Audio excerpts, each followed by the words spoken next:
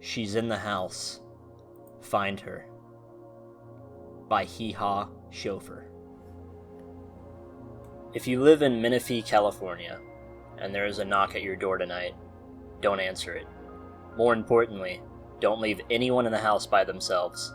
Get your phone, call the police, and stay together. I'm writing this as I'm sitting in this police station questioning room as a warning, so that what happened to me last night won't happen to you again tonight. I live on my own in suburbia. Nice little neighborhood. The kind of place where kids will be playing out in the street with parents doing yard work when you pull into your driveway. That's exactly how last night began. My girlfriend and I pulled in and got out of the car. We waved to the kids and had a friendly chat with Mrs. Roop next door. This was the kind of life I always imagined. And at 20, I couldn't believe it had already happened for me. We went inside and started our evening. We made dinner. We love cooking together. There's a symmetry between us that just works. We ate, watched some TV downstairs, just a normal night. Once it was time, we went upstairs. She started doing her nightly routine girls always do in the bathroom.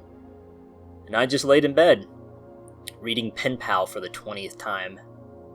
With the fan going and the water running from the bathroom, I almost didn't hear it. I wish now that the fan was set to 3 instead of 2, because then everything would be different. But no, it was just faint enough for me to hear the sound over everything else. Knock, knock, knock. I reached over and clicked the fan off. I waited for a moment listening. Knock, knock, knock. God damn it, I thought. Put my book down on the nightstand and got up. I grabbed my zip-up off the chair and threw it on.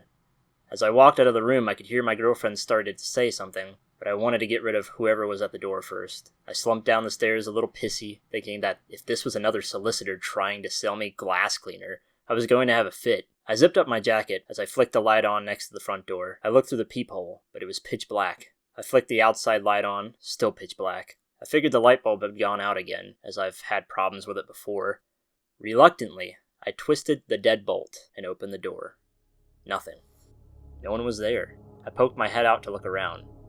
The yard and driveway were empty. Looking back, I made so many horrible mistakes. I stepped out onto the welcome mat. Streets were empty and silent, minus the hum from the streetlights. I scoffed and figured it was just kids trying to play a prank. I turned and walked back inside. After relocking the door and heading back to the stairs, I started to have a feeling. Something just didn't feel right in my stomach, and I knew that only one thing was going to put it at ease. Food. I walked down the hallway into the kitchen and flicked on the light. Opening up the fridge, I started to scan the shelves for something quick and easy to eat. I settled on one of those wafer peanut butter and chocolate bars that you get at the dollar stores. I keep them in the fridge so that they don't melt in my hand when I'm eating them. I peeled back the plastic wrapper, and as soon as I was taking the first bite, I noticed something odd out of the corner of my eye. The window above the kitchen sink was open. I'd never opened that window for the entire time I'd lived there. I thought back trying to remember when it could have happened, and then I recalled her saying that she was feeling really hot while she was doing dishes. She must have opened it to try and cool off. I walked over and slid it shut, finally made my way back upstairs. I walked back into the bedroom, and the water was still running. I went to the entrance of the bathroom. Did you say something, I began to say, but stopped. The bathroom was empty. Water continued to pour out of the faucet, steam floating up, clinging to the mirror. I stopped the water and turned around to scan the room. She wasn't there. Amanda? I called out. No answer. I went to the walk-in closet. Nothing. I started to leave the room, but again, something catches my eye. I glanced at my nightstand, and on top of my book was a piece of paper. It was folded in half and set up, making it look like a little tent. I reached out and picked it up. The first thing I obviously saw was the blood. It was a bloody fingerprint on the corner of the paper. My heart started to race. Finally, my brain let my eyes pan over to read what it said, and even now, I wish it wouldn't have. She's in the house. Find her. I read it, those 6 words over and over. I looked around the room again, hoping to see Amanda just hiding in the corner snickering like she pulled off an amazing prank, but the room was empty. I walked around the room, looking behind chairs, inside the shower, inside the closet. I looked at the bed, It felt like a 6-year-old again as I slowly knelt down to look underneath.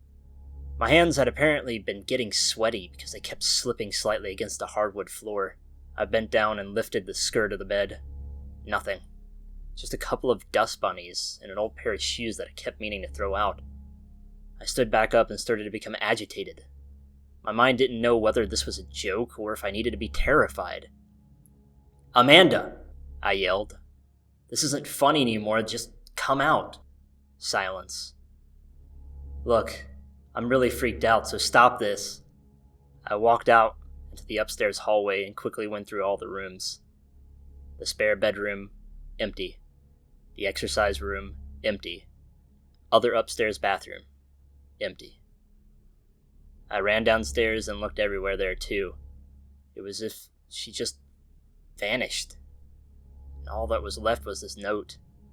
I figured that the only thing left to do was to call the police. I ran back upstairs and into the bedroom. The bathroom faucet must have had a leak because as I entered I started hearing faint drops of water.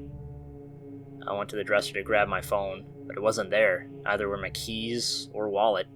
I spun and looked at my nightstand. They weren't there. I grabbed my jeans I wore that day, I was in sweats by now, and checked my pockets. Empty. I threw the jeans on the floor in anger. I stood there for a moment without a clue of what I should do. Drip, drip, drip. I stormed into the bathroom and twisted a knob. Drip, drip.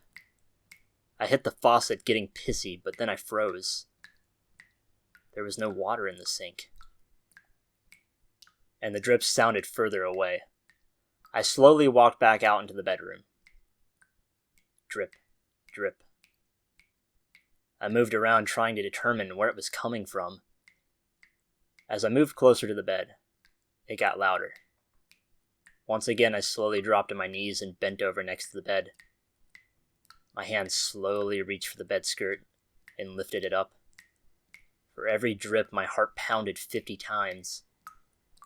I sank my head down and looked under the bed, and then I saw it. A small pool, or red, about a foot in front of me, with more dripping down from above. I jumped to my feet and pulled the sheets off the bed. I slid my hands in between the mattress and the box spring, and after a moment of hesitation, I flung the mattress up with everything I had. My throat closed instantly. I couldn't comprehend what was in front of me.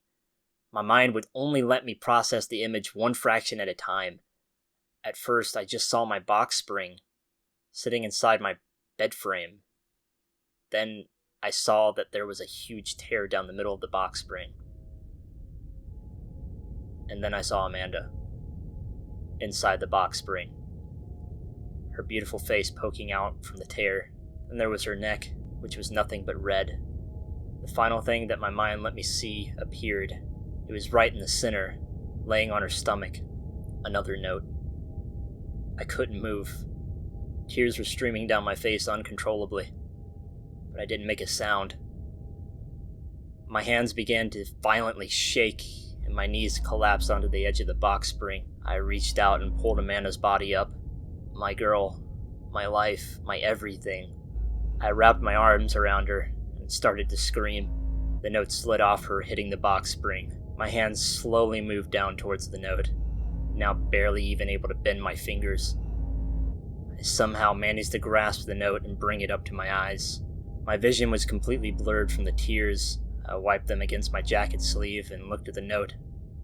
Again, there was a bloody fingerprint, but at this point, it could have been mine. Everything is hazy from those moments, but the words are forever burned into my memory.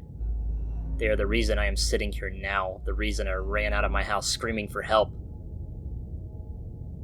But where am I?